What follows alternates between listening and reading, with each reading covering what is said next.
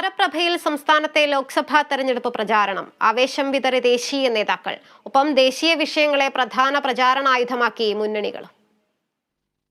Keralam polling ബൂത്തിലേക്കെത്താൻ ഇനി 8 നാളുകൾ മാത്രം ശേഷിക്കെ പ്രചാരണം കടുപ്പിക്കുകയാണ് സ്ഥാനാർത്ഥികൾ. തങ്ങളുടെ ദേശീയ നേതാക്കളെ രംഗത്തിറക്കി അങ്കത്തട്ടൊരുക്കി മുന്നണികളും തയ്യാറെടുക്കുകയാണ്. കേന്ദ്രമന്ത്രിമാരെയും പ്രധാനമന്ത്രിയെ തന്നെയും നേരിട്ട് പ്രചാരണ ഗോധയിലിറക്കി NDA കച്ചമുറുക്കി കഴിഞ്ഞു.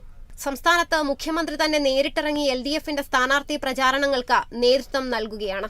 എന്നിരുന്നാലും ദേശീയ തലത്തിൽ അത് പോരെന്ന വിലയിരുത്തലിലാണ് CPIMൽ നിന്നുള്ള കൂടുതൽ കേന്ദ്ര നേതാക്കൾ എത്തുന്നത്.